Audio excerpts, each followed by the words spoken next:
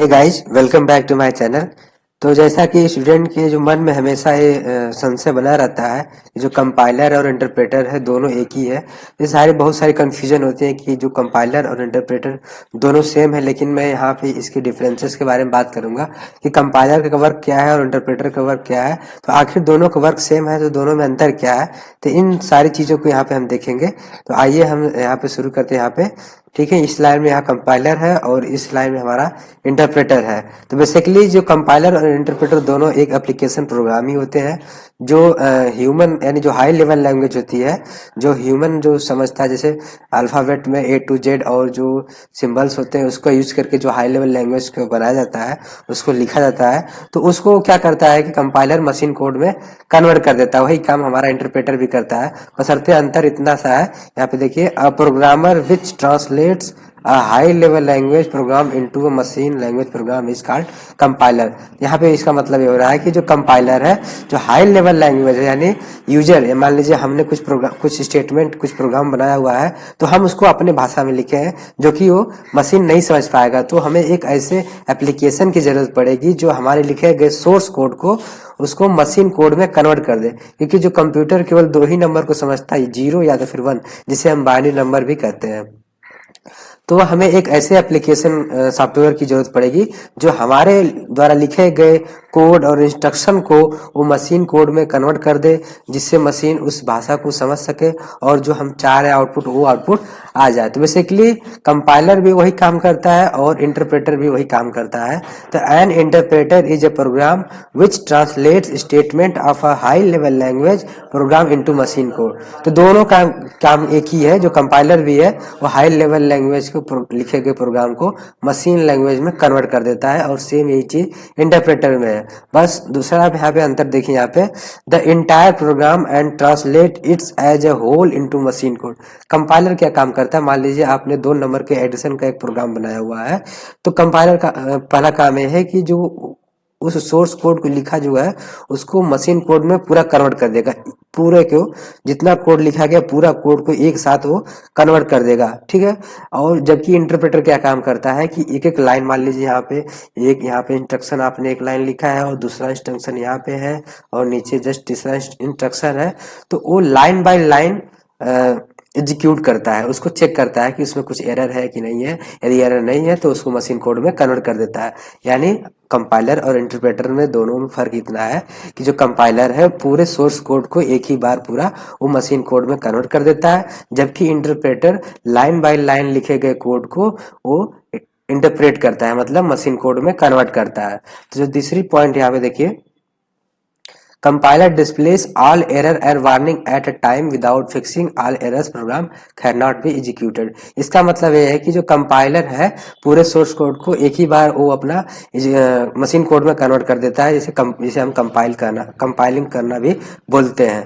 तो यदि कुछ मेरे सिंटैक्स में मान लीजिए कुछ जो स्टेटमेंट है, अगर एडिशन का प्रोग्राम है या कुछ अदर प्रोग्राम है, यदि उसमें कुछ एरर है तो वो हमको कंपाइल करते वक्त डिस्प्ले कर देता है कि आपके ये जो इस सिंटैक्स में एरर है और इस लाइन में एरर है, इसको आप फिक्स करिए। तो यहाँ पे यही बात बोली जा रही है कि without fixing all error program can not be executed. इसका मतलब है कि जो एरर आ रही है उसको अगर हम फिक्स नहीं कर रहे हैं, उसको एरर को हटा नहीं रहे हैं, सॉल्व नहीं कर रहे हैं, तो जो है प्रोग्राम है वो एग्जीक्यूट नहीं होगा, वहीं से रुका रहेगा। तो उस यदि हमको प्रोग्राम को एग्जीक्यूट करना है तो उस एरर को फिक्स करना होगा।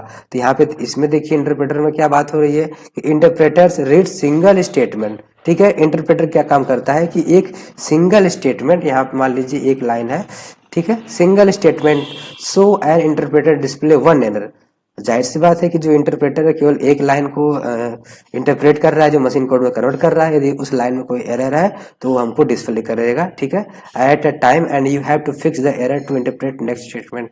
इसका मतलब ये है कि एक स्टेटमेंट में अगर एक सिंगल लाइन है, उस स्टेटमेंट में कोई एरर है तो वो हमको इंटरप्रेटर शो कर देगा और उस एरर को हमको फिक्स करना है, तभी हम नेक्स्ट स्टेटमेंट पे इंटरप्रेटर हमारा जाएगा और उस नेक्स्ट स्टेटमेंट को इंटरप्रेट करेगा, जो कि हाई लेवल लैंग्वेज में लिखा गया है उसको मशीन कोड में कन्वर्ट कर देगा, जिसे 0-1 भी बोलते हैं। ठीक है, अब यहाँ पे देखिए चौथा पॉइंट यहाँ पे है, compiler needs more memory because of object, जिसको हम एन इंटरमीडिएट कोड भी बोलते हैं, generation every time when program is being compiled and intermediate code जिसे हम ऑब्जेक्ट कोड कहते हैं विल बी रीजनरेटेड। इसका मतलब यह है कि कंपाइलर जो है उसको अधिक से अधिक मेमोरी की आवश्यकता पड़ती है, क्योंकि कंपाइलर पूरे सोर्स कोड को एक बार जो यदि कंपाइल हो गया तो वो एक ऑब्जेक्ट फाइल जनरेट कर देता है।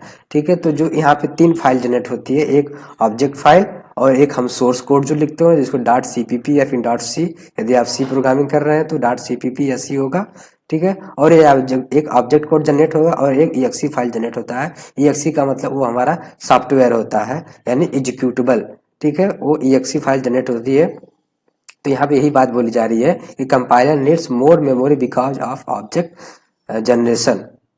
तो कंपाइलर को अधिक से अधिक मेमोरी की जरूरत पड़ती है, क्योंकि एक इंटरमीडिएट कोड जनरेट करता है, ऑब्जेक्ट फाइल जनरेट करता है। Every time when program is being compiled and intermediate code will be regenerated, यानी जितने टाइम आप ऑब्जेक्ट कोड को उसको कंपाइल करेंगे, ठीक है, every time when program is being compiled, यानी जितनी बार आप सोर्स कोड जो लिखो उसको कंपाइल करेंगे तो वो बार बार आपका जो ऑब्जेक्ट कोड है रीजनरेट होगा। ठीक है, वही बात यहाँ पे देखिए क्या है, and in comparison to compiler and interpreter needs less memory to interpret the program as interpreter.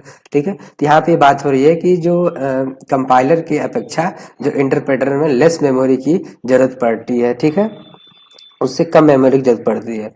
Does not generate any intermediate code, तो जो कंपाइलर है आपका ऑब्जेक्ट कोड जनरेट करता है, इसमें इंटरप्रेटर है ऑब्जेक्ट कोड कोई फाइल जनरेट नहीं करता है। जो हमारा सोर्स कोड लिखा होता है उसी को लाइन बाय लाइन एग्जीक्यूट करता है। ठीक है, तो उसको मशीन कोड में कन्वर्ट करता है। तो यहाँ पे लिखा है does not generate any intermediate code, it direct generates machine code. तो जो इंटरप्रेटर का काम क्या वर्क है, तो वो जो सोर्स कोड लिखा गया है उसको डायरेक्ट मशीन कोड में कन्वर्ट कर देता है। तो यहाँ पे जैसे देख कुछ एग्जाम्पल जैसे है, जैसे मान लीजिए यहाँ पे कंपाइलर के कुछ एग्जांपल है, C++। तो ये जो C लैंग्वेज है और C++ लैंग्वेज है ये कंपाइलर को सपोर्ट करते हैं। और जो यहाँ पे देखिए पाइथन हो गया, रूबी हो गया, ये आपके इंटरप्रेटर को सपोर्ट करते हैं। इसके कुछ एग्जांपल है। तो दोस्तों हमने यहाँ पे जो इंटरप्रेटर और जो कंपाइलर है ये दोनों के बीच के डिफरेंसेस को समझा कि कंपाइलर का वर्क क्या है और डिफरेंशन का इंटरप्रेटर का वर्क क्या है। यदि दोनों का वर्क सेम है तो दोनों में अंतर क्यों है और दो चीजों को क्यों बनाया गया है। ठीक है, तो यहाँ पे इस चीज़ों को हमने यहाँ पे समझा। तो आई होप आपको ये बातें समझ में आ गई हो। तो मेरी एक हम्बल रिक्वेस्ट है कि यदि आप मेरे चैनल पे पहली बार आए हैं तो मेरे चैनल को सब्सक्राइब कर लें, क्योंकि ताकि ऐसे ही जो इंटरेस्टिंग फैक्ट है जो कंप्यूटर से संबंधित मैं इस पे आपको अपलोड करता रहूँगा। तो दोस्तों इस वीडियो को और लोगों के साथ भी शेयर करें ताकि इस नॉलेज को वो भी जाने। यदि आप चैनल पर पहली बार हैं तो सब्सक्राइब कर ही लें और लाइक करें। तो मिलते हैं नए वीडियो में नेक्स्ट टॉपिक के साथ, तब तक के लिए धन्यवाद।